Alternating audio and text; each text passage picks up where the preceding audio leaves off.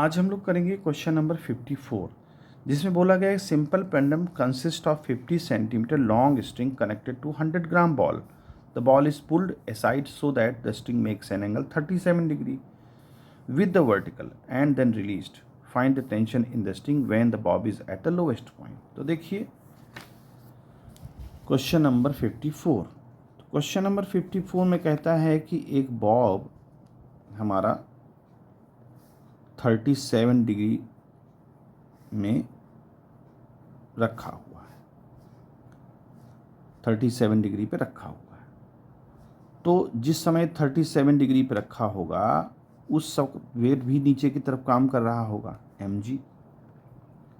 और जब ये इधर आता है यानी कि इस जगह पर आता है, मीन पोजीशन पे आता है, तो यहाँ पर वेलोसिटी क्या होगी अगर हम इसको रिलीज़ करते हैं तो. ठीक है, अगर हम रिलीज़ करते हैं तो मीन पोजीशन पर जब आएगा तो क्या होगा. तो देखिए जब ये यहाँ आएगा तो टेंशन तो ऊपर की तरफ रहेगा, वेट कहाँ काम करेगा, नीचे की तरफ.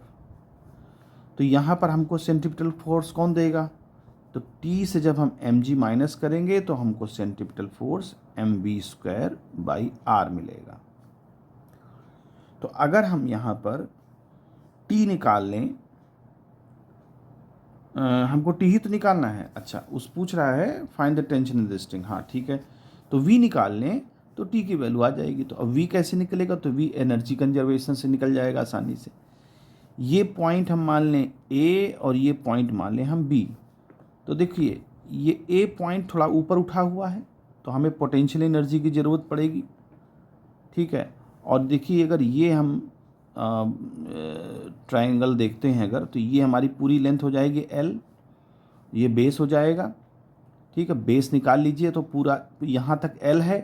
तो L में से अगर हम इतना माइनस कर देंगे, इतनी चीज़ माइनस कर देंगे तो ये पार्ट हमें आ जाएगा, यही पोटेंशियल एनर्जी हो जाएगी. तो देखिए L यहाँ से ये बेस बन जाएगा, तो बेस क्या हो जाएगा L cos 37, और उसमें से भाई पूरा L है L cos 37. तो पहले हम L cos 37 की वैल्यू देख लेते हैं. L cos 37 की वैल्यू होती है 4/5. तो ये हमारी वैल्यू कितनी हो जाएगी 4L/5. तो अब हम पोटेंशियल एनर्जी यहाँ पे लिख सकते हैं एट ए पर हमारी काइनेटिक एनर्जी तो जीरो होगी क्योंकि रिलीज़ किया गया. पोटेंशियल एनर्जी कितनी होगी mg, ये पूरी L है और उसमें से हमने इतना माइनस कर दिया 4L/5.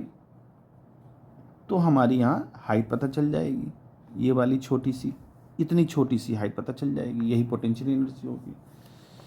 Plus is equal to B पर काइनेटिक एनर्जी क्या होगी हाफ mv², अगर V हम मानते हैं, और पोटेंशियल एनर्जी जीरो क्योंकि फ्रेम ऑफ रेफरेंस हमारा ये है तो पोटेंशियल जीरो हो जाएगी.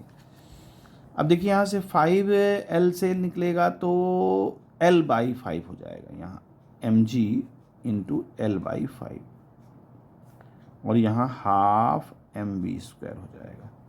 m से हम कैंसिल आउट कर दें तो एक सेकेंड, यहाँ हो गया 4L/5. ठीक है, अब यहाँ L की वैल्यू हमें, अच्छा लंबाई दे रखी थी, कितनी लंबाई दिया है 50 सेंटीमीटर, तो कितना हो जाएगा 0.5. ठीक है, और G की वैल्यू 10 ले लेते हैं डिवाइड बाई 5, और यहाँ हाफ v². तो देखें डेसिमल से ख़त्म हो जाएगा 5 यानी v² की वैल्यू कितनी आ जाएगी 2. ठीक है, v² को हम इस्तेमाल करेंगे इस वाली इक्वेशन में. तो T minus mg is equal to mv², v² की वैल्यू 2 हो जाएगी अपॉन r माने लेंथ L. तो T की वैल्यू कितनी आ जाएगी 2m की वैल्यू हमारी है 0.5 नहीं 100 ग्राम है ना, तो 100 ग्राम हो जाएगा 0.1, 100 ग्राम हो जाएगा 0.1, उसको किलोग्राम बना लेंगे. तो 2 और L है 0.5. ठीक है, प्लस m 0.5 और G की वैल्यू 10. देखें डेसिमल से डेसिमल गायब हो गया और ये बन जाएगा हमारा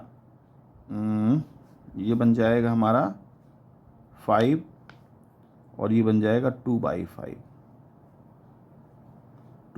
हो जाएगा. तो ठीक है, ये यहाँ पर m की वैल्यू 0.5 नहीं होगी, m की वैल्यू होगी 0.1। ये मिस्टेक हो गया यहाँ पर, जो कि मास 100 ग्राम था तो हमने यहाँ पर 0.5 लिख दिया था, ये 0.1 होगा। तो ये कैंसल, पॉइंट से 0 ख़त्म हो गया, नहीं 1 बचेगा यहाँ पर। ठीक है, तो कितना आ गया 2/5 + 1। तो इसको सॉल्व करते हैं, 5 × 1 = 5, 7/5।